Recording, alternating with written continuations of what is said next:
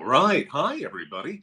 It's our CFB Talk 151. My name's Bob Ekayeri. I should be joined by my regular co-hosts, JD Moore and Sirius. We've got a special guest today. In a few moments, we'll be joined by Stewart Mandel. He's editor-in-chief of the Athletics college football coverage and been a college football national writer for 2 decades with Sports Illustrated and Fox Sports. He co-hosts the Audible podcast with Bruce Feldman. We'll be having him up here shortly. Sirius, are you able to get up? I am here, and I think my audio is actually working for once. So it is. It wasn't like last time. Like, oh gosh, a couple of months ago, we tried to get a show together when I was in Vancouver, and the system just did not want to let you up. So now we've got you up here. So again, if you're just joining us in a couple of minutes, we'll be joined by Stewart Mandel. He's editor-in-chief of the Athletics college football coverage. We're going to be talking about everything that's been going on, because this has been an intense couple of days. It's so funny because last Wednesday we were talking with Phil Steele, and we're kind of tentatively talking about what might happen. Obviously, Colorado had moved, and then by Friday, all heck is broken loose. So here we are. What are your thoughts on it, Sirius? Yeah, I was actually on vacation last week and didn't have great internet reception. So I was just kind of like getting bits and pieces, and is this happening? Is it not happening? The back and forth. It felt like Michael Scott in The Office. The snip snap, and just the emotional toll it takes on a man, not knowing if a conference that they have no personal rooting interest in is going to collapse or survive. Is just it's rough. Absolutely. And again, with so many of these topics we're going to go over with Stewart Mandel, he's going to be joining us momentarily. He just sent us a quick message to let us know that he is on his way. This is actually going to be his first Twitter space, so this will be fun, or X space or SpaceX or whatever we're calling them now. But we'll get him up here as soon as he's here. And my final co-host, JD, is currently connecting, so we'll get him up here as well. One of the things that actually broke on the Athletic, Nicole Auerbach was one of the people that mentioned this, is the ACC is apparently having early discussions, and I mean emphasis on early, on the potential addition of Cal and Stanford. So that's one of those things. I just see Stewart's here, so we're going to go ahead and let him up right now. Welcome again for those of you listening.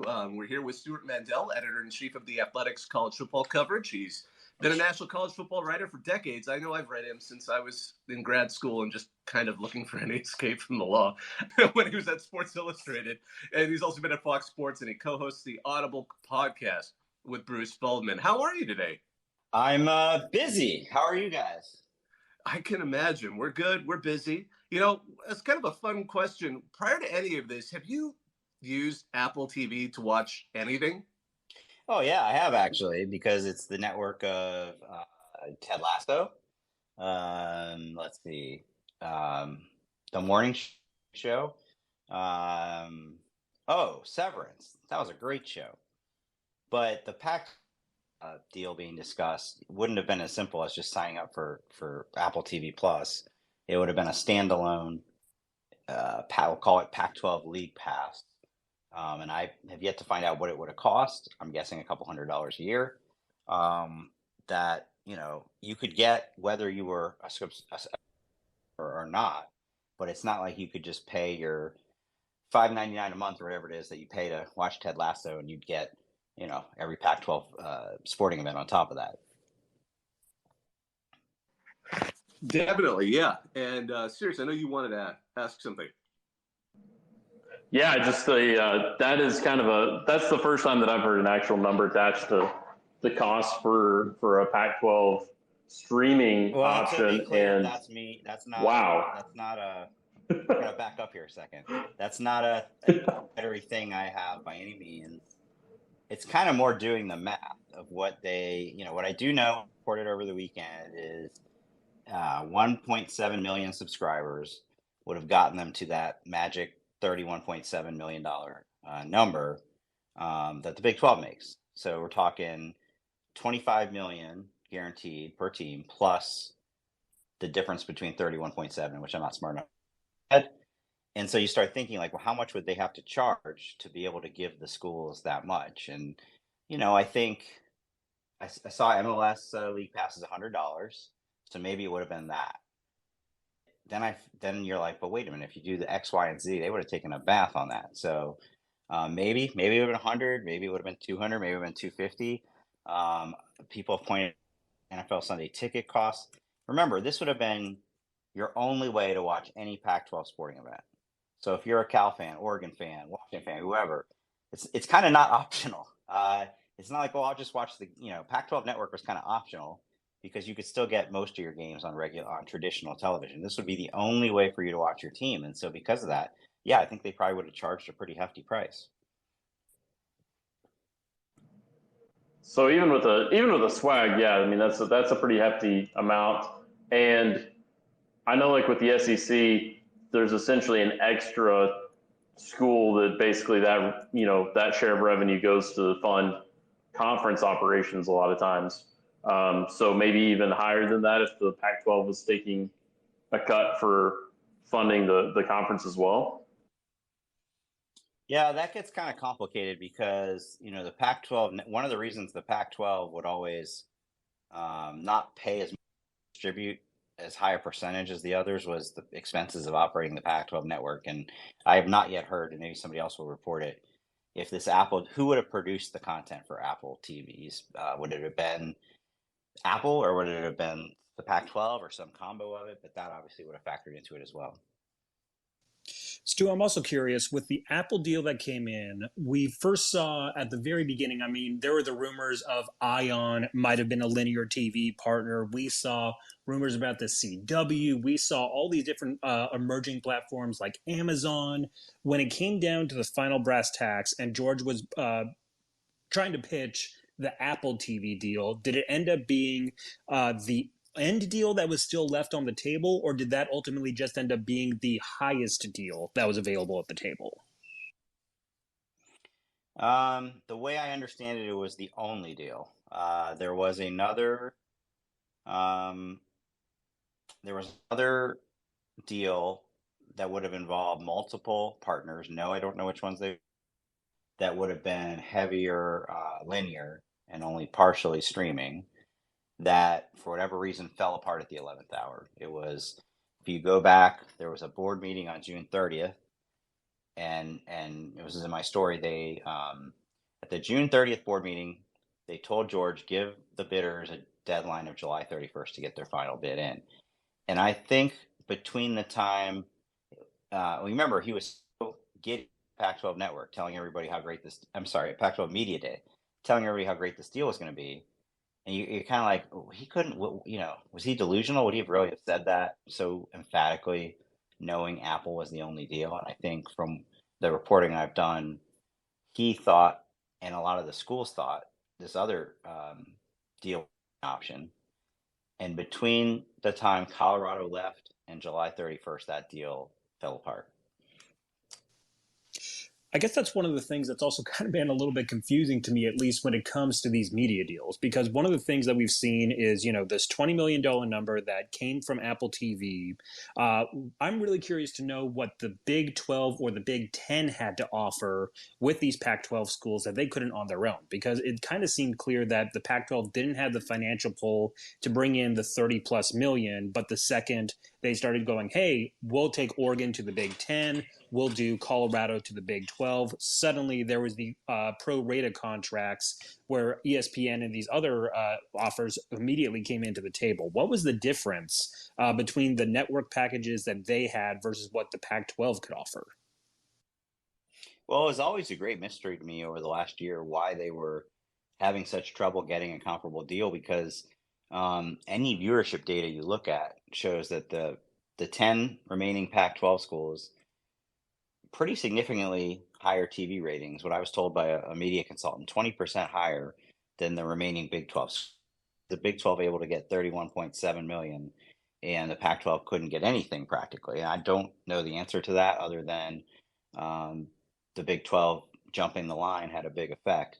But you make a good point. If Pac-12 tried and couldn't get that number, but here we are, 6 of the schools ended up getting that number in other conferences. Something doesn't quite add up there. Now, the Big 12 had gotten that guarantee from ESPN and Fox of a pro rata deal for up to 4 Power 5 schools, and ESPN must have known which 4 they were gunning for when they committed to that. And then this Oregon-Washington thing came together in about 48 hours last week, and it was Fox kicking in the money for them to be able to get a half share of what the other schools do in this current contract.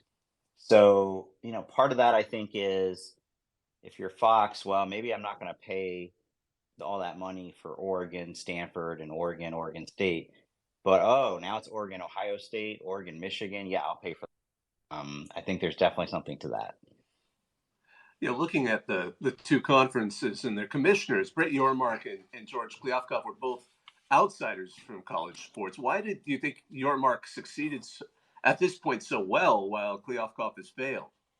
I think a big difference was Yormark, when he got the job, hired Endeavor, which is a really, really big media consulting firm. They've done really big sports deals and, has those relationships with the networks.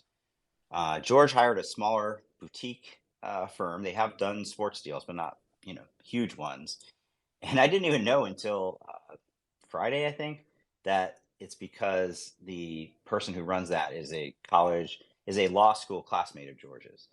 So I just think that between Yormark and that agency, they just ran circles around George and his agency all the way through. Now, you heard a lot of griping,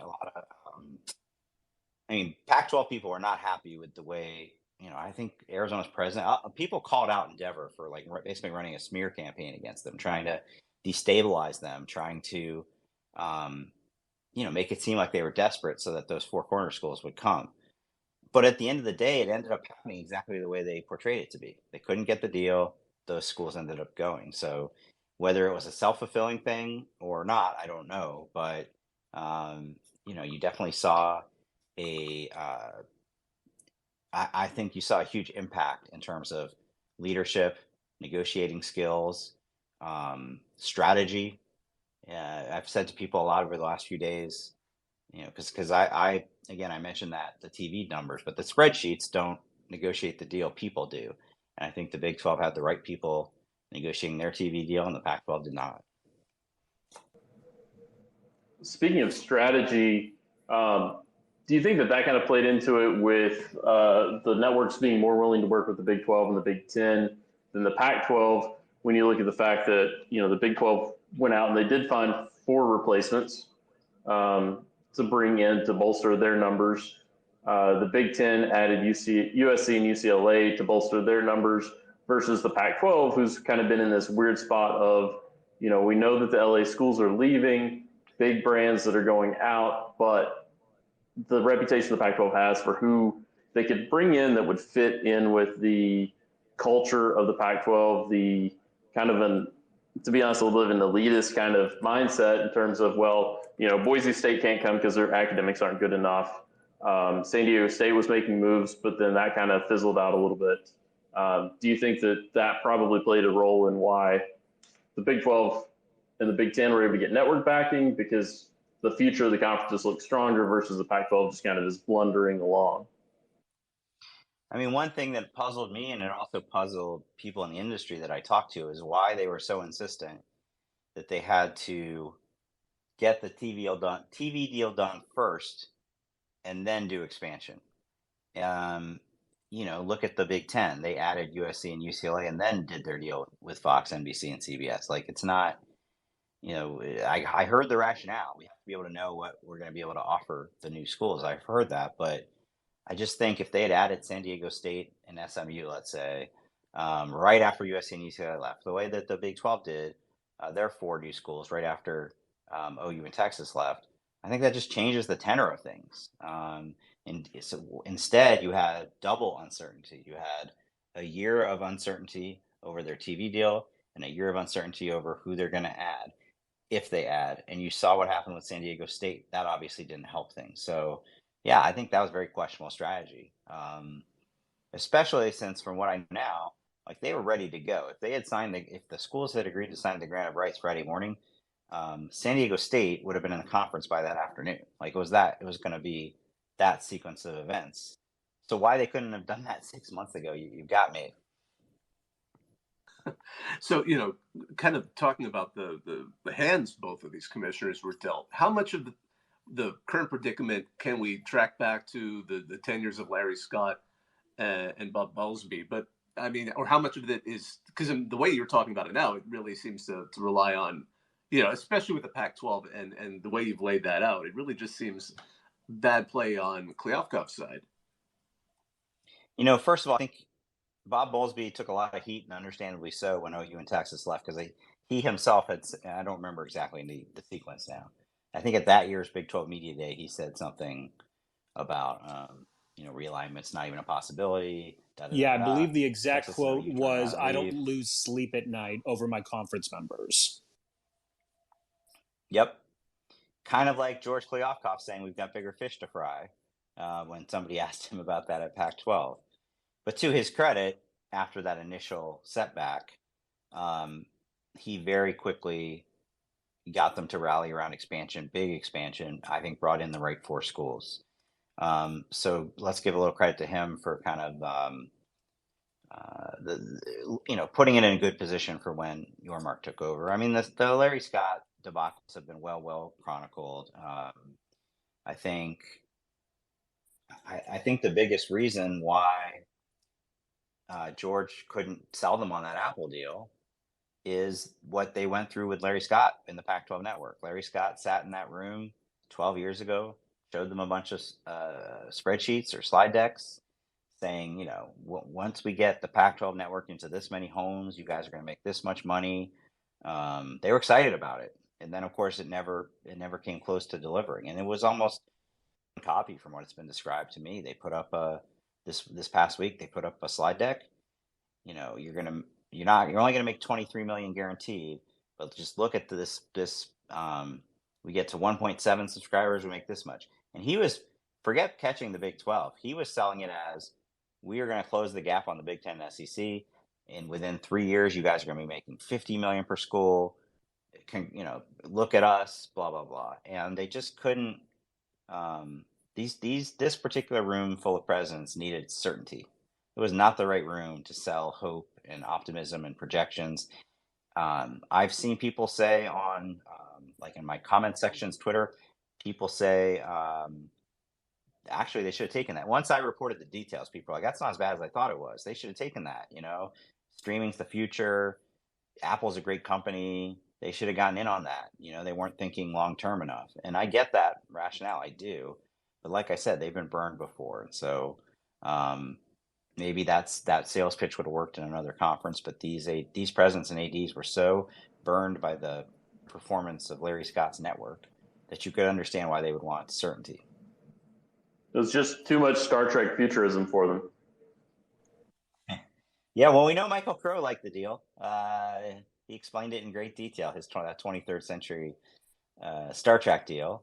There were others, I'm told there were others that actually, once they had a chance to dig into it, were really excited about it. And then there were others that were just completely torn. And, look at Oregon. You would think as soon as the Big Ten reached out, that would have been that. But they agonized late into the night on Thursday. It just wasn't as obvious a decision as people might think. You've got the Big Ten offering you a life raft, but you're going to get half of what the schools you're playing against are getting. You're going to play a lot of your games on Friday nights because that's what Fox is offering. And you're going to destroy, not single-handedly, be part of the group that destroys a 100-something-year-old conference. And so they really wanted the math on that Apple deal to work, and they just didn't think it would.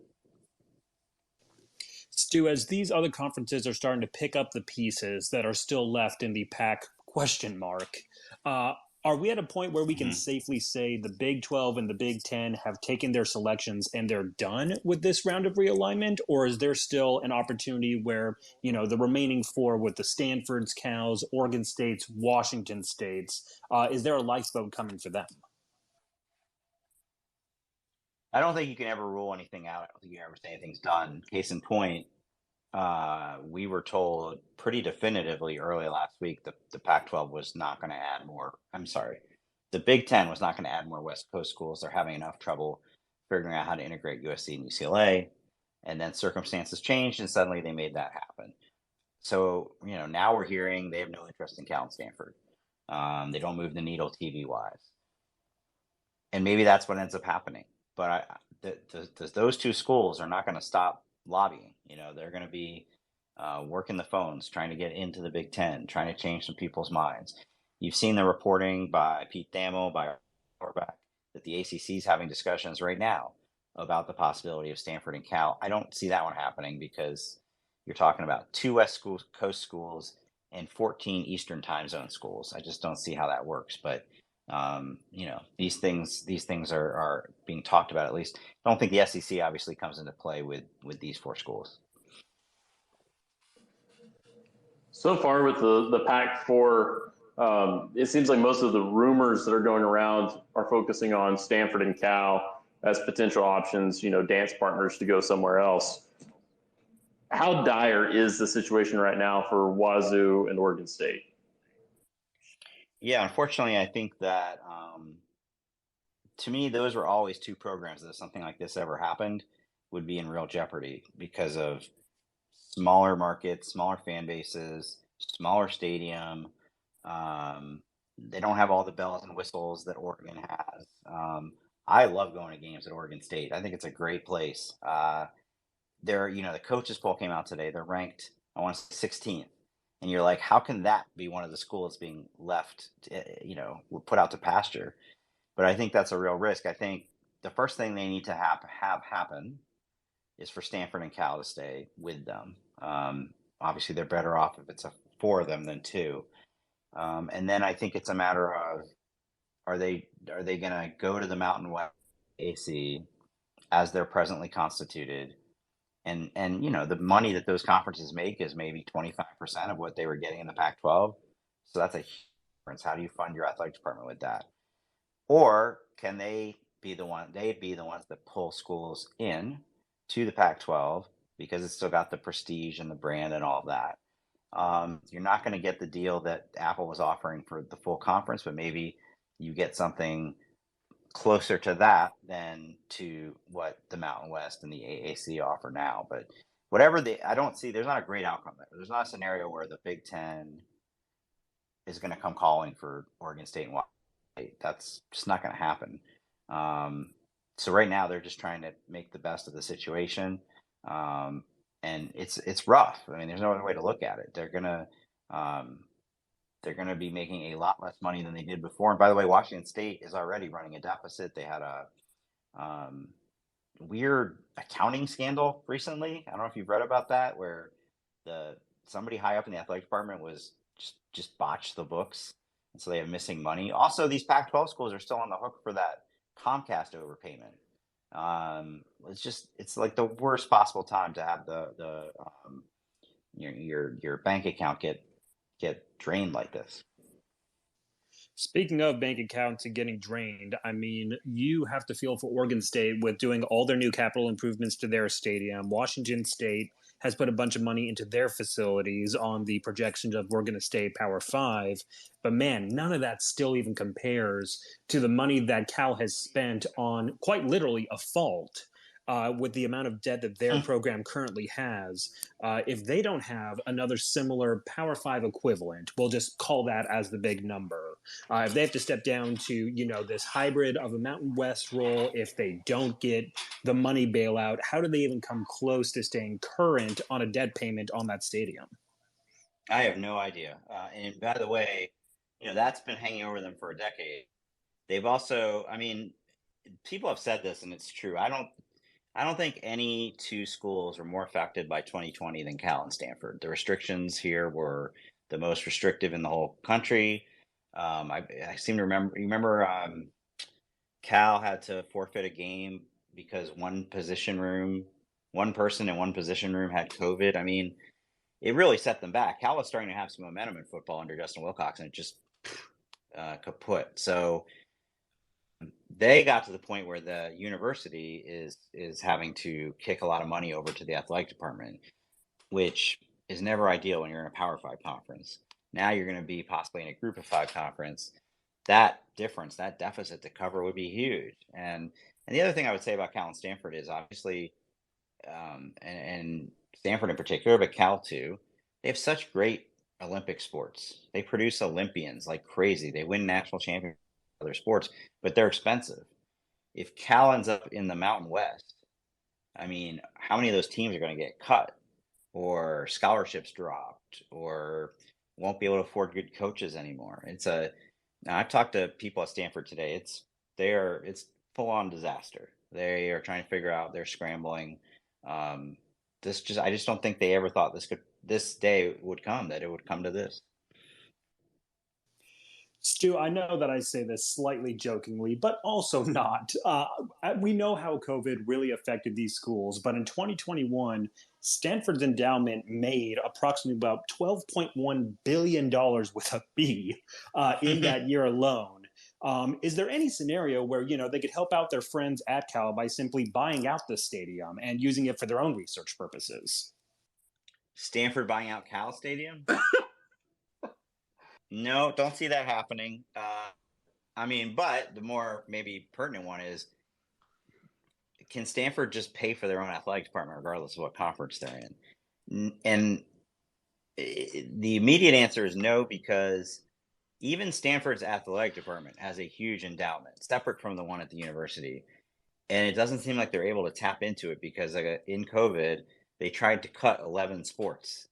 The alumni freaked out. They rallied. They had fundraising of some sort, and they were able to save those sports. But their athletic, at the time, one of the reasons they said they had to do it, whether you believe it or not, was that they were racking up a deficit in their athletic department with Pac-12 money. So my question for Stanford is, let's say you end up with a $20 million a year deficit because of all this. Don't you have some rich Silicon Valley fans, donors that could just write a check for that? And then it wouldn't necessarily even matter what conference you're in. But the idea of them bailing out Cal, no. But remember, UCLA was a tax.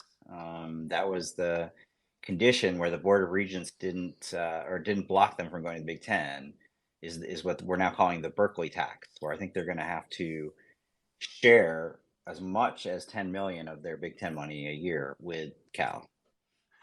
Yeah, the calimony, I believe. Yeah, the calimony, right? That's what we like that a lot. Stu, another team that's kind of come up in all of this and been at the periphery of these conversations is UConn. What do you think is going to happen to them? Is Yormark being a hoops guy, obviously history with the Nets? Is the Big 12 going to still be interested in them? Yeah, Yormark is a hoops guy and a New York guy, and he, from everything we've been told, really covets UConn.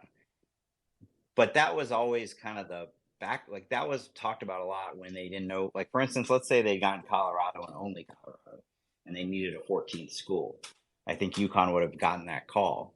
But now that you have 16 schools, you don't really need them. So could they do something where they're in basketball but not football? Could they pair them with Gonzaga as basketball ads? I think that's keep an eye on it. But even throughout this, it's never been clear to me whether that's a conference thing or just a Brett Yormark thing. Like, Brett Yormark might really want UConn, but will his presidents want them? Would his presidents approve it? That's a whole other story. And remember, they had pro rata guarantees for the 4 Pac-12 schools they got. They do not have that for anyone else. They do not have that for UConn or Gonzaga. ESPN obviously has deep ties to UConn, so they would probably help out on that front. But if it's not, why would UConn go, right? If it's not as an all-sports member, their reason to go is if they can get their football team into that conference. If it's just basketball or just non-sports or non-revenue sports, then I think they're fine in the Big East. What about, for example, if, you brought up Gonzaga as an example. Once upon a time, there was always rumors of Wichita State possibly joining a similar conference. Are we at a point that the Big 12 might even consider non-football schools in their future expansion? I think that depends on how, and look, Brett Yormark can walk on water there right now. They love him so much, so maybe whatever he sells them, they'll go for. He has said many times he thinks basketball is undervalued, and that when the next time their contracts come up, he would like to unbundle them and sell basketball on its own.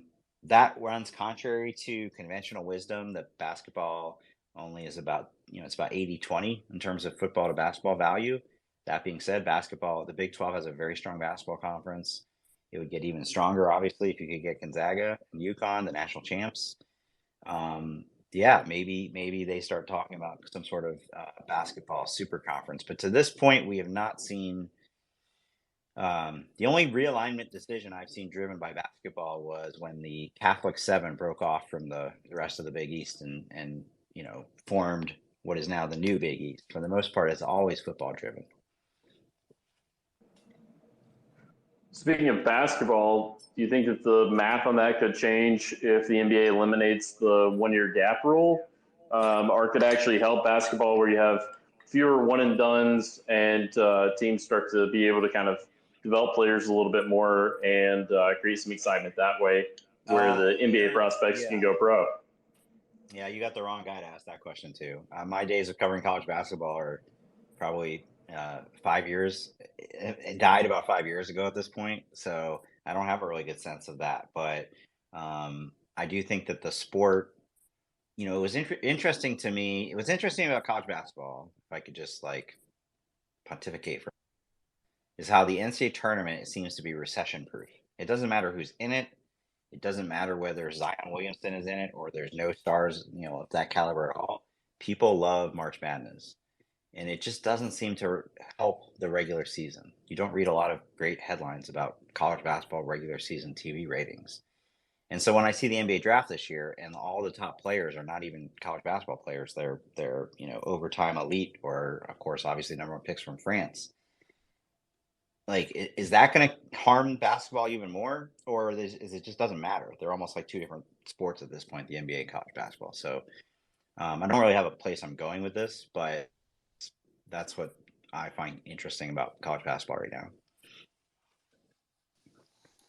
Stu, as we continue to move into the era of the mega conference with 16 teams, 18 teams, and so on, what are we looking like right now in terms of structure? Whether that's going to be divisions, pods, protected rivalries, what kind of seems to be the leader in the clubhouse of how they're going to divide up these teams? I thought it was interesting that I saw the Big 12 might go back to divisions, because if they do, they would be doing it at a time when all the other conferences are getting rid of divisions. But they might need to, because there is such a stark geographic divide right now. Now that they have all these West Coast schools joining that conference. I think it'll vary conference to conference. I'm interested to see how the Big Ten does their scheduling now. Will there be like a West Coast pod, and they make sure that those schools play each other as often as possible, and maybe play the East Coast schools as not often as possible, or does it just kind of get integrated into the larger system? But the SEC, Pac-12 got rid of divisions last year. The SEC is getting rid of divisions, which is actually, to me, surprising, because they feel like that's the conference where everyone who's in the SEC East and who's in the SEC West, and it really matters, in terms of getting to Atlanta. But with the playoff and everybody's going to get their conference champs going to get in, I totally understand why they're kind of maximizing for playoff spots, trying to get their best two teams to play at the end of the year. So, one of them is going to go automatically. The other one gets a chance to add a quality win to their resume. I do think, this is all happening. All this realignment is happening at the exact same time. We're going to 12-team playoff and basically changing the sport. It's going to be an entirely different sport, right? With an NFL-style playoff at the end. And that's going to have a lot of influence on how these conferences structure their scheduling.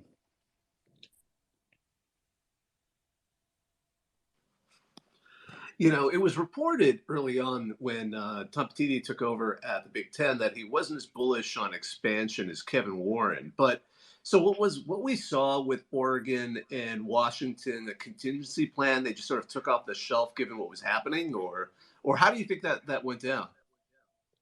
They had definitely vetted them last fall when Kevin Warren was there, so it wasn't like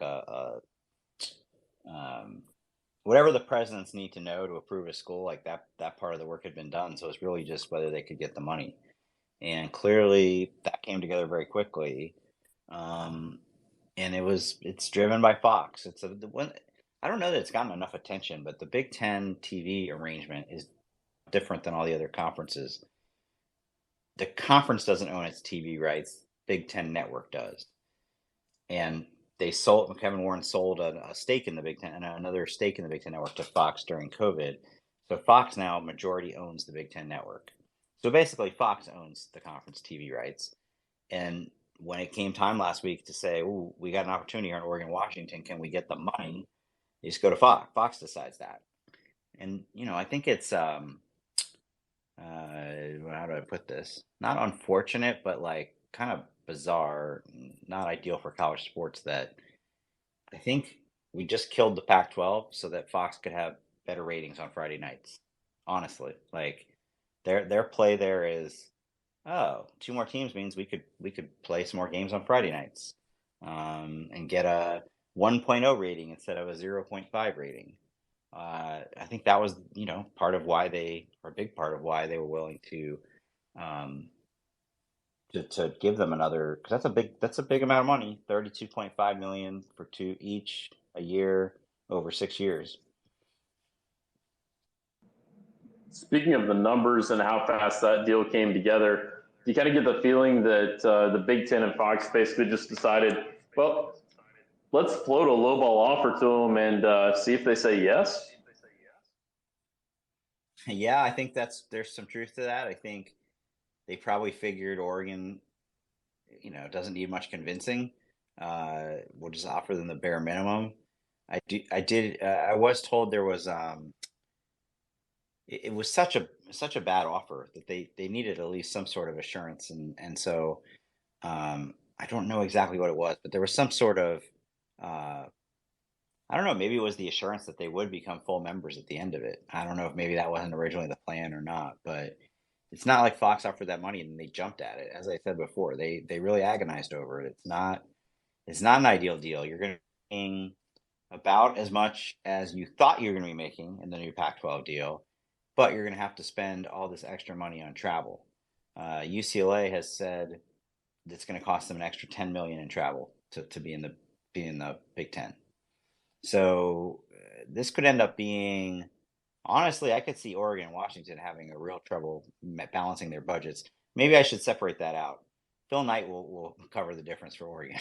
I could see Washington having trouble balancing its budget until they become full members. And then also, like, it's not ideal competitively when you're making half as much as the teams you're playing every week. So yeah, this was really a bet on the long term of what said this is the place to be 6 years from now when that deal comes up. When those next deals do come up, I think one thing that's been happening in realignment for at least the last 15 years has been every single conference has been looking for expansion. Is there going to be eventually a point where we might see a conference, and I'm just going to throw one conference out here as an example, if the SEC decides one day, hey, you know what, in this next round of realignment, when we're doing the next contract, we're going to make way more money if we bring in Clemson and we kick out Missouri or Mississippi State. Is that something that we could see like in the future where a conference says, hey, you know what, we'd rather bring in another big fish and kick out a smaller one? It seems like it's heading that way at some point. We're seeing ESPN and Fox basically program these conferences.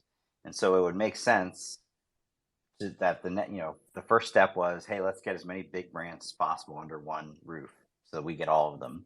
Yeah, it would make sense that the next one would be, hey, we'll pay you X amount of money, but you need to get rid of the bottom feeders because we don't want to be paying all this money to show Ohio State against Rutgers and Ohio State against Indiana. We would rather, every year is just nothing but blockbusters. So I don't know if that would happen in the traditional conference model, or if, as many have speculated, and as I think will happen at some point, it's its own separate entity from the conferences. The college football playoff becomes the Premier League, right? It's not just a postseason event; it's the actual league unto its own. That's where a lot of the Oregon States and Washington State conferences would be in danger. Speaking of awkward discussions between new conference mates and potentially relegating some long-term conference members, what about the on-ramp to full revenue for these schools that are joining conferences? Obviously, the Big Ten kind of narrowly dodges that with, Nebraska, Maryland, and Rutgers. I believe now for this upcoming season will be full revenue partners finally. Oregon and Washington are going to be on a slow pay scale. USC and UCLA, it looks like they're going to be faster. I think it's reported that Utah is actually going to be coming in pretty much almost immediately as a full member, maybe 2025. But BYU is going to be on a slower process to get up to full revenue shares. What kind of awkwardness is that going to make for schools that seemed like they were ahead in line and now they're getting jumped by more attractive new ads? I'd have to look into that some more. It doesn't really make sense because the new Big 12. Oh wait, I think I know what that's about. The new Big 12 deal doesn't actually kick in until 2025, right? So that means there's going to be 1 year where these schools that are joining on the old TV deal. So yes, it would make sense actually, now that you mention it, that they would have to be phased in. But from everything I understand, once the new TV deal kicks in, there is a pro rata, so everybody will get the 31.7 million. Obviously we know there's some disgruntled members of the ACC, Florida State, and it seems like indirectly we keep hearing about Clemson, but do you see, I should say, any near-term instability for the conference? For the ACC? Correct. Well, yes, because it's not ideal for your conference harmony when one of the schools is holding a public board meeting and board members are openly saying, we got to get out of this conference. It's not a matter of if, but when we get out of this conference. Florida State is making a lot of noise. And I know some people are like, yeah, I'll believe it when I see it, or, to point out their football record over the last 6 or 7 years. But I think they're dead serious. I think that Florida State thinks of themselves the way Florida State football was in 1991, that they should be competing for national championships and that they should be making as much as the SEC schools do, or at the very least making a lot more than Wake Forest and whoever else you want to, Georgia Tech, throw into the mix from the ACC. But it just doesn't behoove the ACC to just cave to that, because then where does it stop? Clemson's going to say, well, we want more money too, and then it's going to, and so on and so forth down the line. So, I mean, to me, the Pac-12 dying should be scary to the ACC because it shows you that is possible. It is possible for a Power 5 conference to just disappear. The difference, obviously, between Pac-12 and the ACC is the Pac-12 was reaching an endpoint anyway where they had to get something done. The ACC has this grant of rights, and that's supposed to be the most ironclad thing you can have. And so I guess lawyers are going to figure out really soon if it is or not, because I do think Florida State will try to break the grant of rights at some point. I think they'll try to convince other schools to do it with them. And we'll find out just how ironclad that thing is. Nobody's ever challenged one before. It would be extremely expensive if it does turn out that it's ironclad to buy your rights back, because a grant of rights is literally the ACC owns Florida State's TV rights until 2036. They can go join the SEC tomorrow. Their TV rights would still belong to the ACC. It would be extremely expensive to buy that back. So if nothing else, there's going to be a lot of drama and a lot of disharmony in the ACC, I think, in the coming couple years. And then we'll see if that ends up leading to full-on disaster. It reminds me very much of the last 10 years in the Pac-12, right? It was a lot of, nobody was leaving, but a lot of discontent, all that angst toward Larry Scott. It just was not a fun time for the Pac-12, and I think that contributed to where it ended up today. I know we touched on this really briefly early on, but obviously the Athletic has talked about the ACC having early discussions on potential additions of Cal and Stanford. It would seem like such an idea would have to really heavily lean on the fact that it wouldn't disrupt the current grant of rights deal, because that seems like you just have the horses immediately bolt from the barn if that door even opened a little bit. I mean, and obviously Florida State certainly has the horse that would be happy to leave, and they'll throw his flaming spear right back at the ACC. Well, one thing I know for sure about the ACC's deal is that they also have a pro rata. So they could take Cal and Stanford and they would come in at exactly what the other schools are making. I believe that pro rata is even. Remember the Big 12? It was like, okay, you can do that up to 4. I don't know if the ACC has that limit, so they can take them. They can expand. I don't think that's the issue. I think the issue is it's the exact opposite of what Florida State wants right now. They don't want to dilute it further. They want to be paid more than the other schools, and the more schools you add, that's just going to get so messy. So I don't blame them for looking into it, and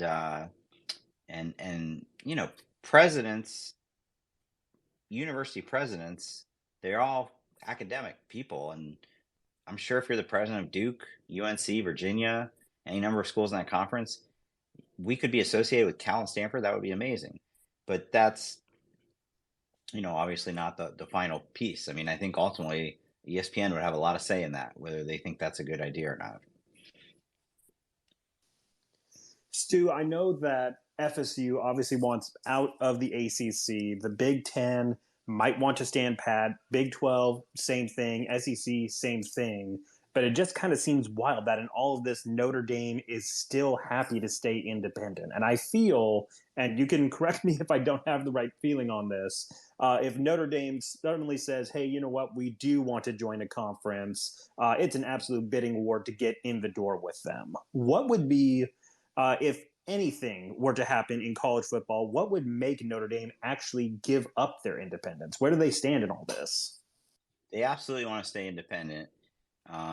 And they'll find out whether they can here in the next couple of years. Their TV deal with NBC will come up. Since they did the last deal, obviously the SEC and everybody's revenue has gone up, and they want to keep pace with it. They only make a fraction from the ACC, so they're gonna try to get a deal that pays them enough to stay independent, and I think they'll be successful for a couple of reasons. They've been in business with NBC since 1991. The new AD of Notre Dame is coming from NBC Sports. That's your first clue. And now I think NBC has more incentive than ever to keep them because now they have the Big Ten. For so long, Notre Dame has been NBC's only college football. Now they're going to have a primetime Big Ten game every week, and it would behoove them to have a 3:30 Notre Dame game leading into it. Or the other way around, right? If they have the weeks where they might have a 3:30 Big Ten game leading into a Notre Dame game. So they need the number to be, maybe not necessarily SEC or Big Ten, but something high up there. And because they're Notre Dame, I think they'll get it. I think in this media climate, we've seen networks are willing to pay for big brands like that. Turns out they weren't willing to pay for the Pac-12. That was seen as nice to have, not must have. Any network would consider Notre Dame must have. You mentioned NBC's relationship now with the Big Ten. What impact do you think that has now that we've seen networks really playing kingmaker when it comes to these contracts and conference affiliations?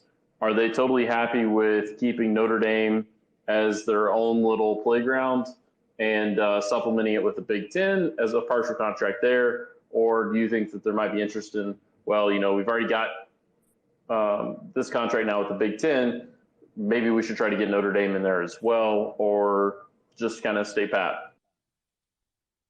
It would be interesting to see, Fox has become such a heavy hitter now, and they're throwing money around. Not coincidentally, they're the only ones that don't have a streaming network that's gobbling up hundreds of millions of dollars. What attempt will they make to get Notre Dame when that deal is up? Like, we all kind of assume it'll be NBC again, but Notre Dame will take it to bid with everybody. And could Fox say, even if we can't get them to join the Big Ten, we want to have Notre Dame football on our network and integrate it and have them play alongside the Big Ten, have them play a lot of games against the Big Ten. But the independence, that's really Notre Dame. And Pete Sampson, our Notre Dame writer, great Notre Dame writer, has written so many stories over the years about why independence is so important to them, and they're not looking to give it up. I think the only way they would ever give it up is if it just absolutely was not financially feasible to stay independent. I'm sure there are a lot of Notre Dame fans who would be ecstatic if they didn't have to worry about any of their games being on Peacock. Well, NBC, Big Ten has some games on Peacock. That's the thing. It's all going in that direction. The idea that you're never going to have your games on a streaming service. There's an NFL playoff game on. I don't know if most people realize that. The Peacock has an NFL playoff game this coming year.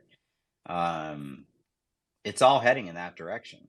And now I don't know if they'll all survive, if there'll be some sort of survival of the fittest and one or two of them will survive and the others won't. But, I would be curious of the people listening right now, what percentage of them have cable and what percentage don't, and what percentage have Apple TV or Amazon but don't have like ESPN. It's changing so quickly, and I don't think, I don't even know what the future is going to look like when the Big Ten, they're going to go through this deal, this $1 billion a year deal.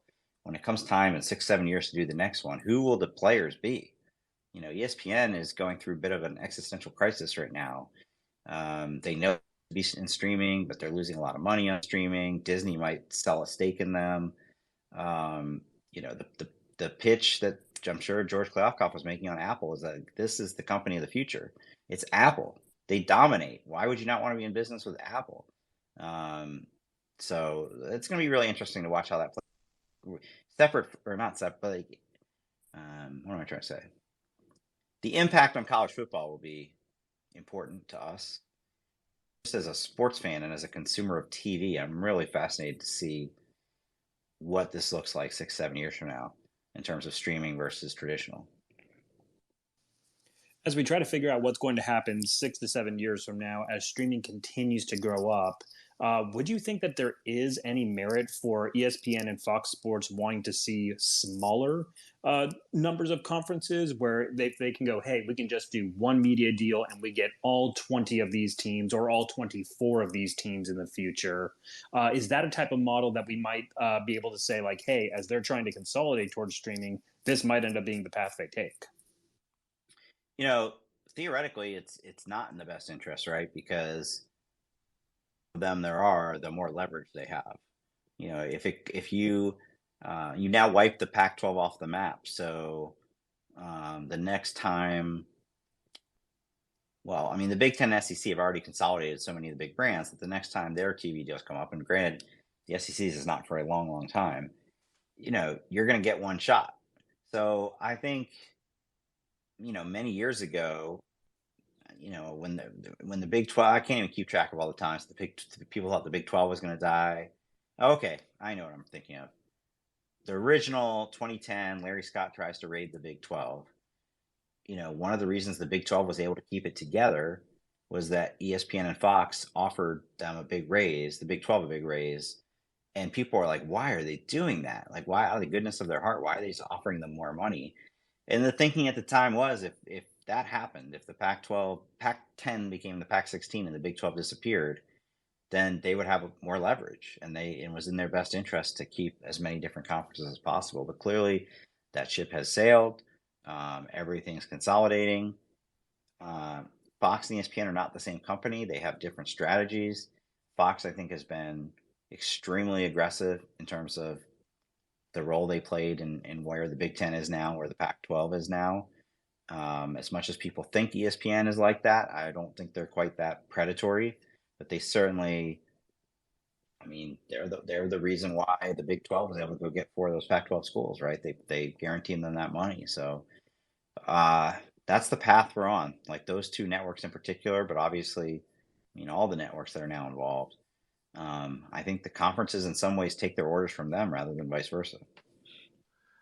Kind of going to where we're headed with these conferences, and sort of one of the larger issues that has kept me up in terms of worrying about what it could do to college athletics across the board, across all divisions. Are we in a situation where, because there's over 500,000 NCAA athletes, but really only maybe 10,000 of them play what we would consider big time college sports. Are we going to see an opportunity for these two giant conferences, if it ends up being two giant conferences, to break away and allow sort of a development as players, as employees. Because I think the thing that makes me concerned is if without that kind of a voluntary separation of the top programs, there's always going to be a chance that we're going to see a court ruling that all 500,000 students are employees. And that'll be devastating to a lot of schools that have nothing to do with the conversation we're having now. But is this an opportunity? Should these conferences use this as an opportunity to go ahead and break and kind of make that, cross that Rubicon to the players as employees question? Yeah, I mean, first of all, that day is coming. I don't know if it'll be in 2 years, 3 years, 5 years, 10 years, but that day is coming. And I think across the country, schools are having to figure out, are we good with that? Can we make that work? Or are we against that? And so I don't know if it's conference by conference. I think it's school by school. If that day comes, you will see, like Stanford is a school I think that would say, no thanks. And then, the SEC schools would just keep pouring money in whatever they have to do. Florida State, there was a story in Sportico late last week that Florida State is actually about negotiating a private equity deal. Yeah, with JP Morgan, I believe. Yeah. Like, clearly that's driven toward, there might be a day soon when these players are 1099 employees. And instead of having them be employees of the university, we'll just have them be employees of this fund that we're starting. That's too complicated for me to even speculate on, but if and when that day comes, it might totally change this conversation on conference realignment, because it might just be that the sport gets kind of redistricted, if you will, around the schools that are willing to treat their athletes as employees and the schools that are not. As we finish up with time here, obviously realignment's dominated this discussion. It's dominated the news cycle the past few weeks. What do you think, as we get closer and closer to kickoff for this 2023 season, what's the biggest topic right now that is just flying way under the radar that's been kind of pushed out of the news cycle by realignment, and has it gotten the attention that you thought it would? Gosh, all of it, all of college football season itself. I can tell you that the thing I'm most interested in. The thing I'm most interested in the 2023 season is Alabama.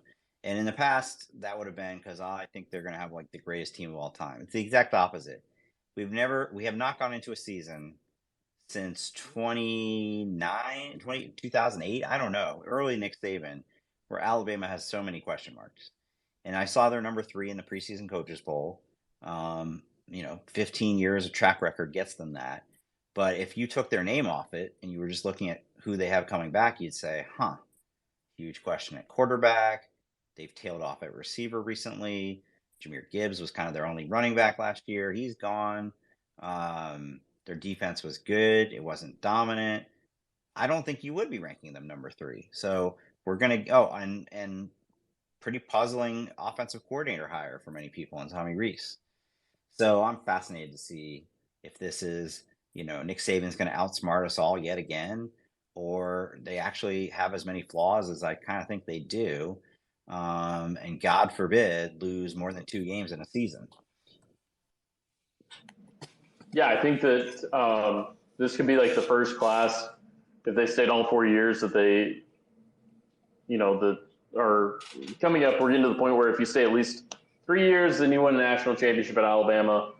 This could be the first time we don't see that streak broken. And then for me, it seems like between Alabama and Clemson, 2 stalwarts of the national championship game, they've both been on a little bit of a drought the past few years, and a lot of questions, a lot of turnover at both schools.